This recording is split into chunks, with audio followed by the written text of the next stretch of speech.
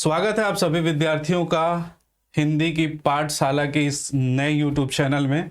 दोस्तों, ये चैनल पूर्णतः हिंदी भाषा पर आधारित है। पूरे हिंदुस्तान में जितने भी परीक्षाएं होती हैं उसमें हिंदी से संबंधित जितने भी प्रश्न आते हैं उन सभी का समाधान आपको इस क्लास में मिलेगा। ये पूरी तरह निःशुल्क क्लास है सभी विद्यार्थियों के लिए और पूरा कोर्स इसमें कंप्लीट करवाया जाएगा। अभी दोस्तों थोड़ा सा व्यस्तता के कारण 1 या 2 दिन बाद आ रहा था।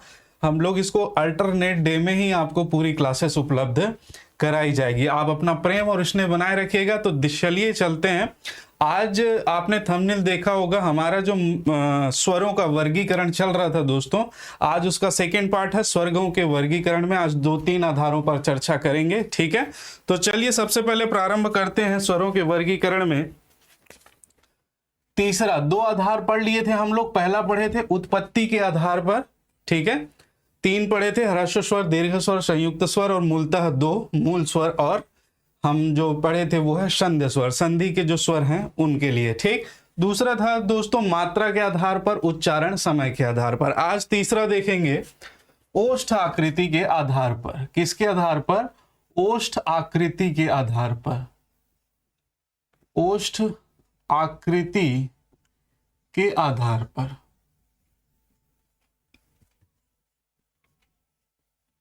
तो ओष्ठ आकृति के आधार पर भी जो है वो संख्या कितने भागों में बांटा गया है? स्वरों को 3 भागों में बांटा गया है। ठीक है, कौन कौन सा है तो मैं यहां पर लिख देता हूं। सॉरी, ओष्ठ आकृति के आधार पर 2 भागों में है दोस्तों। ठीक, ध्यान रखेंगे 2 भागों में है। ठीक है, पहला है आपका वर्तुलित स्वर।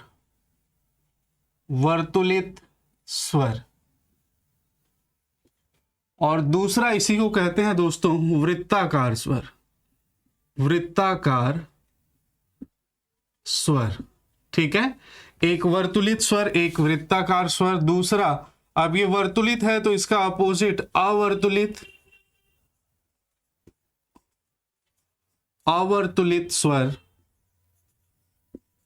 या इसी को कहते हैं अवृत्ताकार स्वर। अवृत्ताकार स्वर।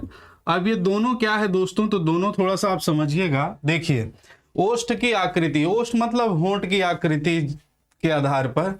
अब होंठ को आप कितने आकार आप बना सकते हैं दोस्तों? किसी स्वर का अगर उच्चारण करेंगे तो आपकी होंठ कितने आकार में परिवर्तित हो सकता है? या तो वृत्ताकार होगा, वृत्त बनेगा, गोल बन सकता है, या तो गोल नहीं रहेगा, अवृत्ताकार होगा, ट्रायंगल शेप, आयताकार शेप, वर्ग शेप, ये सारी चीजें हम लोग नहीं बना सकते हैं। ठीक है, तो या तो वृत्ताकार होगा या वृत्ताकार नहीं होगा। 2 ही आकृति हम लोग जो है वो बना सकते हैं। ये आपको बहुत अच्छे से इसकी जानकारी होगी। ठीक, तो वही है।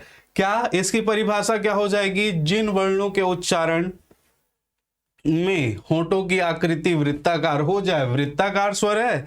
और जिन वर्णों का उच्चारण करते समय हमारे होंठ की आकृति या ओष्ठ की आकृति वृत्ताकार ना हो, वो अवृत्ताकार या अवर्तुलित स्वर है। ठीक है, मेरे ख्याल से बहुत ही इजी, बहुत ही स्पष्ट है। फिर भी मैं संकेत के रूप में आपके लिए लिख देता हूं। परिभाषा आप पूर्णतः लिख लीजिएगा दोस्तों। जिन वर्णों के उच्चारण में ओष्ठ आकृति, ओष्ठ की या होंठों की आकृति वृत्ताकार हो जाए, वृत्ताकार हो, उसे वृत्ताकार स्वर कहते हैं। वृत्ताकार या वर्तुलित स्वर, वृत्ताकार या वर्तुलित स्वर। आप इसे पूरा लिखिएगा, ध्यान रखिएगा। ठीक है, जिन वर्णों के उच्चारण में ओष्ठ की आकृति वृत्ताकार हो जाए, या वृत्ताकार मतलब गोल की स्थिति हो जाए, पूर्णतः गोल नहीं होगा। आप अब ले गए नापने के लिए कि पूर्णतः वृत्त की आकृति बन रही है, तो ऐसा नहीं है। उसके समान आकृति हो जाए तो वो क्या है दोस्तों? वृत्ताकार स्वर होगा या वर्तुलित स्वर कहलाएगा। ठीक है, बात करें इसकी संख्या कितनी होती है, तो इसकी संख्या मानिए दोस्तों 4 होती है। कितनी होती है? 4 होती है। कौन कौन सी? तो ये प्रैक्टिकल है, ये लिख दिया गया है। देखिए दोस्तों, हिंदी व्याकरण जो है वो पूर्णतः वैज्ञानिक तथ्यों के आधार पर आधारित है।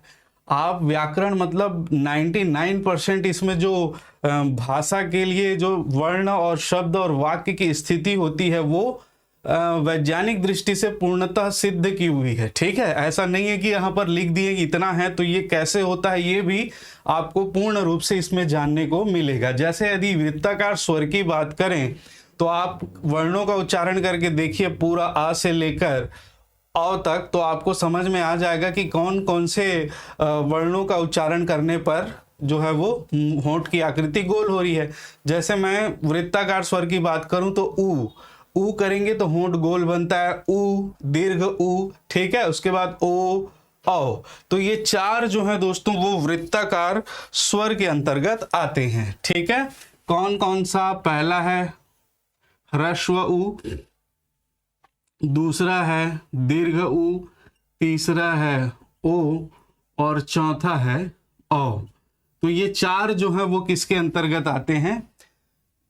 हमारे वृत्ताकार स्वर के अंतर्गत आते हैं। क्लियर है? बढ़िया, मेरे ख्याल से समझ में आ गया होगा। और मैंने कई बार आप लोगों से विनती की है कि यदि कोई भी दिक्कत हो तो कमेंट बॉक्स में कमेंट जरूर करिएगा, मैं उसका समाधान करने का प्रयास करूंगा। और दूसरा, वीडियो अच्छा भी लगता है तो भी दोस्तों एक बार कमेंट जरूर कर दें, हमें मोटिवेशन मिलता है। मैं अपना कर्तव्य पूरी तरह से निभा रहा हूं, आप लोगों की जिम्मेदारी है कमेंट करना। चलिए, तो वर्तुलित स्वर और अब देखेंगे अवर्तुलित स्वर या अवृत्ताकार स्वर। तो सीधा सा इसका परिभाषा क्या हो जाएगा? वे वर्ण जिनके उच्चारण में ओष्ठ की आकृति वृत्ताकार ना हो। क्या ना हो? वृत्ताकार ना हो।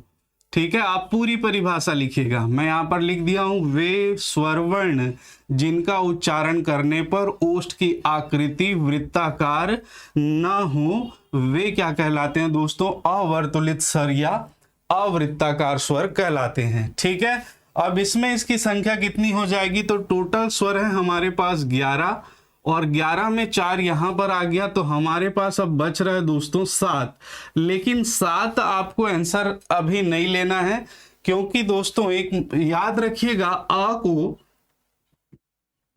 को जो है वो उदासीन स्वर माना गया है। आ को क्या माना गया है? उदासीन स्वर माना गया है। ठीक है, उदासीन स्वर मतलब आ का जब उच्चारण करते हैं तो होंठ का आकृति परिवर्तित नहीं होता है। जैसे आप रहेगा, होंठों की आकृति जैसे रहेगी वैसे ही रहती है, ना तो वृत्ताकार होती है ना तो अवृत्ताकार होती है, ऐसा माना गया। देखिए, तो होंठ जैसा है वैसा है, ना ऊपर जा रहा है ना गोल हो रहा है ना कुछ भी, तो वो उदासीन है, होंठ उदासीन हो जाते हैं। जैसे ही हम लोग अ का उच्चारण करते हैं, होंठ जहां पर है वहीं पर उसी अवस्था में रुक जाता है दोस्तों। देखिए अ, ठीक है, या ऊपर करके अ, तो जैसा है वैसे ही रहता है, इसीलिए इसको उदासीन स्वर माना गया है। तो यहां पर फिलहाल इसकी अगर संख्या आपको लेनी है तो आप लेंगे 6। ठीक है, यदि 6 आंसर में नहीं है, आपके पास वनडे एग्जाम दे रहे हैं और यदि 6 आंसर में नहीं है तो आप बिल्कुल 7 ले सकते हैं। या अवर्ण को पूछा जाए, आ निम्नलिखित में से किसका उदाहरण है, तो यदि उदासीन स्वर नहीं है तब आप अवृत्ताकार स्वर आंसर लगा सकते हैं। सारी समस्याएं आपको बता दी गई है। ठीक है, तो 6 कौन कौन से हैं? तो जो बच गए हैं 6 दोस्तों, अब यहां पर देखिए कौन कौन सा बच गया। आ निकाल दिए तो आ बच गया। इसके बाद दोस्तों सॉरी, ऊ तो यहां पर हो गया है, ई बच गया, दीर्घ ई, री, और आपका बच गया कौन सा? ए और ए। तो ये 3 और ये 3, 6 स्वर जो हैं दोस्तों वो अवर्तुलित स्वर या अवृत्ताकार स्वर कहलाते हैं। ठीक है, इसके अलावा एक और स्वर आता है जो आप लोग हमेशा इससे परिचित होंगे, ये वाला जो चंद्र बिंदी नहीं है, चंद्र बिंदी नहीं रहता है, सिर्फ चंदा रहता है, वो इसे कहते हैं दोस्तों आगत स्वर। क्या कहते हैं? आगत स्वर। ये हिंदी वर्णमाला का स्वर नहीं है, ये विदेशी स्वर है दोस्तों, इसीलिए इसको विदेशी स्वर क्या कहते हैं? विदेशी स्वर। इसी को कहते हैं आप लोग मेहमान स्वर। मेहमान स्वर, इसी को आप लोग कहते हो आगत स्वर। आगत स्वर, इसी को आप लोग कहते हो गृहीत स्वर। गृहीत स्वर, इसको, ये हिंदी वर्णमाला का नहीं है, इसको गृहीत, ग्रहण किया गया है। जैसे आप लोग देखेंगे हॉस्पिटल, कॉलेज, है ना, तो औ की मात्रा जो लगती है वो, ठीक। तो दोस्तों ये जो औ है वो किस में आएगा, ठीक, तो ये आएगा वृत्ताकार स्वर में। किस में आएगा? वृत्ताकार स्वर में, ठीक है। वृत्ताकार स्वर कह लीजिए या इसे ही क्या कह लीजिए, वर्तुलित स्वर कह लीजिए, ठीक है। इसको आप लोग विशेष रूप से ध्यान रखेंगे। अब यहां पर एक प्रश्न और आता है कि ये जो वृत्ताकार स्वर या वर्तुलित स्वर है, ये जो है, ये क्या इसमें काउंट होगा क्या? ये जो 4 हैं, 4 करके ये 5 लिख सकते हैं क्या? तो आप विशेष रूप से ध्यान रखिएगा, इसको 5 हम लोग नहीं लिख सकते हैं दोस्तों। आपको संख्या पूछी जाएगी तो 4 ही, लेकिन औ को एक बार पूछा गया है, तो पूछा गया है, जब पूछा गया है तो उस समय आप इसको लिख सकते हैं क्या, कि ये वृत्ताकार स्वर है, ठीक। तो आप चाहे इसको नोट कर ले, स्क्रीनशॉट ले लीजिए, फिर मैं आपकी इसको रफ कर देता हूं। बहुत मोस्ट इंपॉर्टेंट चीजें आपसे डिस्कस कर रहा हूं दोस्तों, तो आप लोग इसको ध्यान रखिएगा, ठीक। तो ये चलिए, इसी को ही इसमें कई बार पूछा जाता है, विदेशी स्वर, मेहमान स्वर, आगत स्वर या गृहीत। ये हिंदी वर्णमाला का नहीं है, विदेशी स्वर है जिसको हमने ग्रहण किया है, गृहीत किया है, मेहमान, आगत स्वर, ठीक है। तो ये चारों ही आप ध्यान रखिएगा। चलिए अब देखते हैं अगले आधार पर, और अगला जो आधार है दोस्तों वो जिह्वा की सक्रियता के आधार पर। हेडिंग डालेंगे आप लोग, जिह्वा की सक्रियता के आधार पर।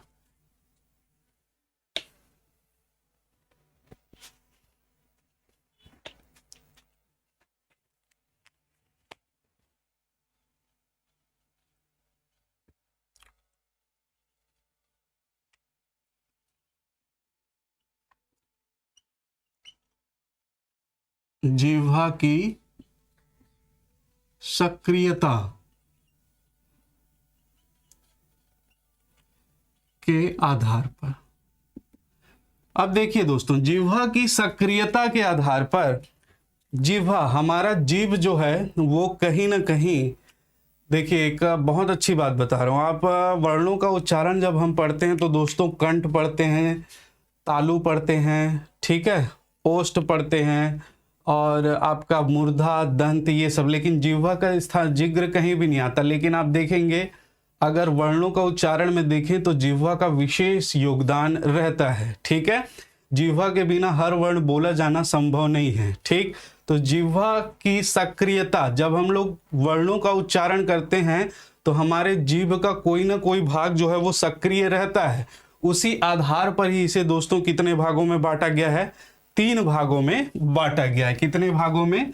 3 भागों में। आप जिह्वा की सक्रियता के आधार पर देखिए दोस्तों, आप लोग समझिएगा, मैं थोड़ा सा यहाँ पर डायग्राम बनाने की कोशिश कर रहा हूँ, ठीक। ये है हमारा, समझ लीजिए, जीभ, ठीक है, ये हमारा क्या है? जीभ है। तो हम जब जीभ से, मुख से किसी वर्ण का उच्चारण करते हैं तो या तो जीभ का सामने वाला भाग सक्रिय रहता है, या मध्य भाग सक्रिय रहता है, या पश्च भाग जो है वो सक्रिय रहता है। यदि किसी जीभ को, यदि किसी वर्ण का जब उच्चारण करते हैं और सामने वाला भाग सक्रिय रहता है तो उसे कहा जाता है अग्र। ये अग्र भाग है तो उसे कहते हैं हम लोग अग्र स्वर। क्लियर है? जब हम लोग किसी वर्ण का उच्चारण करते हैं और हमारे जीभ का मध्य वाला भाग सक्रिय रहता है, तो चूंकि ये मध्य भाग है इसीलिए इसको कहते हैं मध्य स्वर। क्या कहते हैं? मध्य स्वर। और वहीं जब हम लोग किसी वर्ण का उच्चारण करते हैं और जीभ का जो है वो पिछला हिस्सा सक्रिय रहता है तो उसको क्या कहते हैं दोस्तों? क्योंकि ये पश्च है, पिछला है, इसीलिए इसको कहते हैं पश्च स्वर। ठीक है, क्या कहते हैं? पश्च स्वर। और यही इसकी परिभाषा है। मैं यहां पर यदि लिख दूं अग्र स्वर, ठीक है, 3 भागों में बांटा गया है अग्र स्वर। दूसरा आपका है दोस्तों मध्य स्वर। दूसरा क्या है? मध्य स्वर। और तीसरा है आपका पश्च स्वर। पश्च स्वर। ठीक है, तो सीधा सीधा परिभाषा क्या हो जाएगा दोस्तों? ध्यान दीजिएगा, जिन वर्णों का उच्चारण करते समय या वर्णों के उच्चारण करते समय जब जीभ का अग्र भाग सक्रिय हो, वे क्या है? अग्र स्वर है। ठीक, वे वर्ण, वे स्वर वर्ण, मैं एक लिख दे रहा हूं, स्वर वर्ण, वे स्वर वर्ण जिनका उच्चारण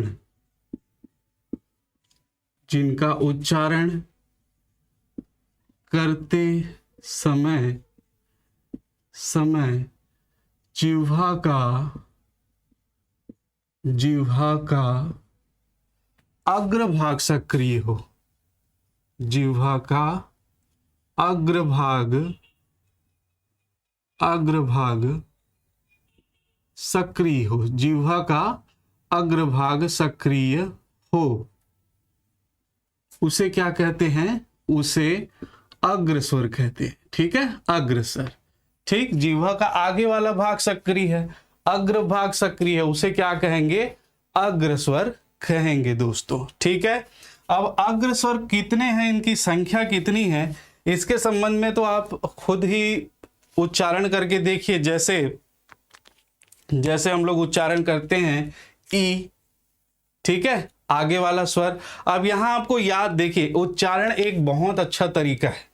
आप उच्चारण करके यदि चीजों को समझ पाएंगे तो आपको जीवन भर चीजें याद रहेंगी। ठीक है, और यदि और नहीं समझ में आता तो भी मैं कुछ चीजें बताऊंगा, तो आप ध्यान रखिएगा। ठीक, जैसे ई, अब आ उच्चारण कीजिए, सब समझ में आ रहा है? जीभ का सामने वाला भाग हो रहा है क्या? नहीं, आ नहीं, ई हाँ हो रहा है, ई। ठीक है, जीभ का सामने वाला भाग अग्रभाग सक्रिय है, दीर्घ ई, ऊ नहीं है। ठीक है, जब ऊ का उच्चारण करते हैं तो आप महसूस करना दोस्तों, जीभ का जो पिछला हिस्सा है वो ऊपर की ओर उठता है, ऊ।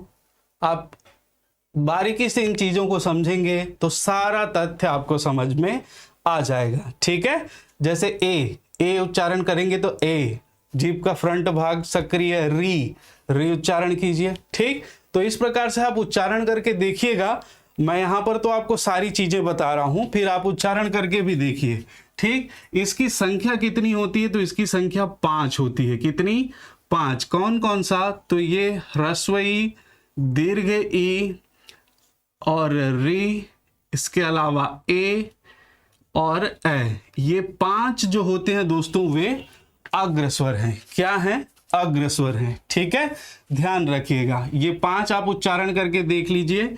ये जीभ का आगे वाला भाग जो है वो सक्रिय रहता है।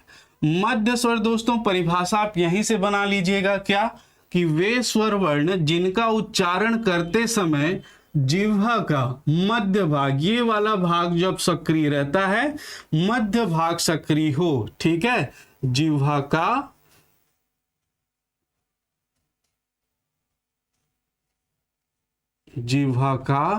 मध्य भाग सक्रिय हो, मध्य भाग आप पूरा लिख लीजिएगा। ठीक है, मध्य भाग सक्रिय हो तो उसे क्या कहते हैं दोस्तों? मध्य स्वर कहते हैं। क्लियर है? अब यहां पर बात आएगा इसकी संख्या कितनी है, तो मैं सीधा डायरेक्टली बता दे रहा हूं, ये एक ही होता है और आप उसको याद रखिएगा। ये क्या होता है? आ। क्या होता है दोस्तों? आ, एक ही होता है। ठीक है, आ। ठीक, आ का उच्चारण करके देखेंगे। एक तो ये उदासीन स्वर है अ, और इसमें जीभ का बीच वाला हिस्सा ही इफेक्ट होता है, बाकी अगला पिछा हिस्से में, आगे अग्रभाग में या पश्च भाग में मूवमेंट नहीं होता है। ठीक, तो एक ही याद रखेंगे दोस्तों, आ। ठीक, पश्च स्वर की बात करें तो सीधी सी बात है, जिह्वा का पश्च भाग जो है वो सक्रिय होता है। वे स्वर वर्ण जिनका उच्चारण करते समय, आप परिभाषा स्वयं बनाएंगे दोस्तों। मैं पहले दिन से ही बता रहा हूं कि आप इतने दक्ष हो जाएंगे कि परिभाषा जो है वो आप स्वयं गढ़ने लग जाए, बनाने लग जाए। अब इसमें आप सभी की परिभाषा बना सकते हैं। एक सर्वमान मैंने बता दी है, उसके हिसाब से आप वे स्वर वर्ण जिनका उच्चारण करते समय जिह्वा का पश्च भाग सक्रिय हो, वे क्या होंगे? पश्च स्वर कहलाएंगे। ठीक है, अब पश्च स्वरों की संख्या की बात करें तो 5 इसमें निकल गया, 1 6 अब बचेगा कितना दोस्तों, 5। तो ये जो 5 स्वर हैं यही जो है वो पश्च स्वर के अंतर्गत आएंगे। कौन कौन सा आ जाएगा दोस्तों, आ निकल गया है, यहां पर आ गया आपका आ, ठीक है। इसके बाद उ, इसके बाद दीर्घ उ, इसके बाद है आपका ओ, और इसके बाद है औ। ये सभी स्वरों का जब उच्चारण आप करोगे, आ, पीछे उ, ओ, पूरे पीछे जोर पड़ रहा है, आप ध्यान दीजिएगा, और औ। तो ये भी पीछा, जो जिह्वा का पिछला भाग सक्रिय है, ठीक है। तो ये हो जाएगा क्या आपका, ये 5 जो हो जाएंगे वो क्या हो जाएंगे, पश्च स्वर हो जाएगा, ठीक है। अब फिर से हम लोग बात करें किसकी, आगत स्वर या मेहमान स्वर की। किसकी, आगत स्वर, मेहमान स्वर व गृहीत स्वर।